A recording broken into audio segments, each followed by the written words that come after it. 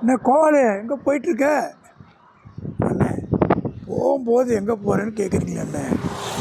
ஏ என்னடா பெரிய ராக்கெட்டாடா விட போகிற?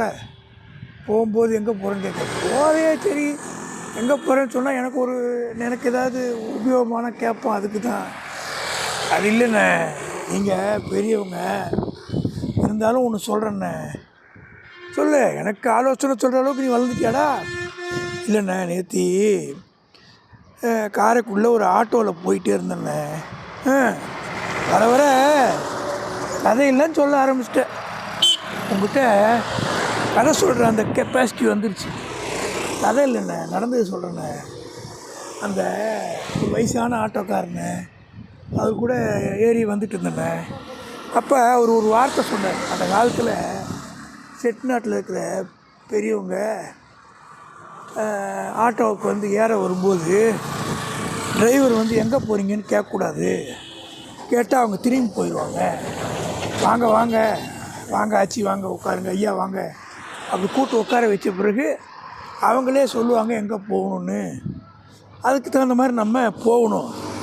இந்த மாதிரி போகும்போது எங்கே போகிறீங்கன்னு கேட்குறது வந்து ஒரு முறை கிடையாதுங்க. அது நல்ல விஷயத்த அவர் சொன்னார்ண்ணே. எல்லோரும் நல்ல விஷயம் சொல்லுவாங்கப்பா, சூழ்நிலைக்கு தகுந்த மாதிரி புரிஞ்சுக்கணும். அது சரி, கையில் என்ன பரிசு பொருள் இது வச்சுருக்க போட்டிருக்கு? ஆமாண்ணே, ஒரு கல்யாணத்துக்கு போகிறேன், அவங்களுக்கு இதை கொடுக்கலான்னு போகிறேன். என்ன எழுதியிருக்கேதோ? ஒன்றும் இல்லைண்ணே, திருக்குறளில் ஒரு பாட்டு எழுதியிருக்கேண்ணே. அன்பும் மரணம் உடைத்தாயின் இல் வாழ்க்கை பண்பும் பயனும் அது. சரி, பாட்டெல்லாம் எழுதியிருக்கிற அந்த குறளுக்கு என்ன அர்த்தம் சொல்லு பார்க்கலாம். அன்பும் அறனும் உடைத்தாயின், ஒரு மனுஷனுக்கு ஒரு அன்பு இருக்கணும். அறன்னா அடுத்தவங்களுக்கு உதவுறது. அறங்கிறதுக்குன்னா நிறைய அர்த்தம் இருக்குண்ணே. வந்து அடுத்தவங்களுக்கு உதவுறது, கெடுதல் சிந்தனை இல்லாமல் இருக்கிறது, நிறையா இருக்குண்ணே. அறத்துக்கு வந்து சொல்கிறதுக்கு நிறைய அர்த்தம் இருக்குது.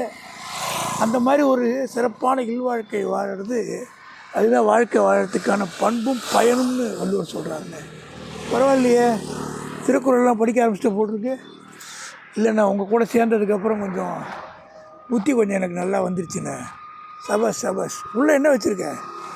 திருக்குறள் புத்தகம் தானே வச்சுருக்கேன். மணமக்களும் திருக்குறளை படித்து முன்னேற்றோண்ணே. Very good. வாழ்த்துக்கள் வாழ்த்துக்கள் கோபாலு. போயிட்டோம்.